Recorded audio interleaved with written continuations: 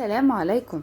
تعالوا نعمل مع بعض النهاردة الجمال اللي انتوا شايفينه ده، تشيز كيك المانجا. حاجة كده طعمها تحفة، تطري كده على القلب في الصيف ده وفي الجو الحر ده. بجد طعمها حلو جدا جدا. عارفين كلنا ان التشيز كيك غالية جدا بره، احنا ممكن نعملها بأقل تكاليف وطعمها هيكون جميل جدا وهتطلع مظبوطة من اول مرة ان شاء الله. نقول بسم الله ونبتدي بالمقادير.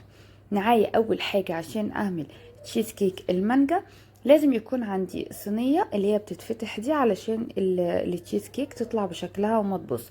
معايا بقى 200 جرام من البسكوت، ممكن 170 بس يعني لو حابه تزودي 200 جرام من البسكوت الساده. هنطحنه كويس جدا في الكبه الاول، وبعد كده هبتدي بقى اضيف لي الزبده. معايا حوالي 6 معالق كبار من الزبده، هضيفهم على البسكوت بعد ما اطحنه، وارجع اديله بقى كمان طحنه كده كويسه. هيكون قوامه زي الرمل كده المبلول. قوام لما احب ان انا افرده هيتماسك مع بعضه ويبقى عامل معايا طبقه كويسه في التشيز كيك. لان طبعا التشيز كيك هنعملها على البارد مش هتكون مخبوزه، فلازم الطبقه تكون متماسكه. وده شكل بقى البسكوت كده بعد ما ضفنا له الزبده. احطه بقى كده في الصينيه وبعدين ادخله على التلاجة يتماسك على ما اعمل الطبقه التانية. الطبقه التانية بقى عباره عن ايه؟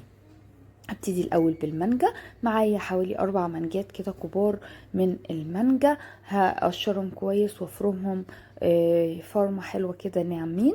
وبعدين لو حابة تصفيهم عشان تتأكدي ان مفهومش اي يعني شوائب، تمام. لو مش حابة برضو براحتك. انا حبيت اصفيهم عشان تكون صافية وما فيهاش اي شوايب خالص. وبعد كده بقى ابتدي اضيف عليها باقي المكونات. رجعتها كده على الكبة تاني وابتدي بقى اضيف المكونات كلها مرة واحدة. تلتين كوباية من السكر، وهبتدي اضيف بقى اللي عندي كريمة الخفق 350 جرام من كريمة الخفق، وهضيف جبنة كريمي 500 جرام من الجبنة الكريمي. وهضرب بقى المكونات دي كلها مع بعض. وعندي كمان 2 ظرف من الجيلاتين، حوالي 14 جرام من الجيلاتين. دوبتهم كده في ربع كوباية من المية. ودوبت بقى الكلام ده كله كده ضربة حلوة. لو حابة تضيفي فانيليا تمام، انا بحب الفانيليا فضفت فانيليا.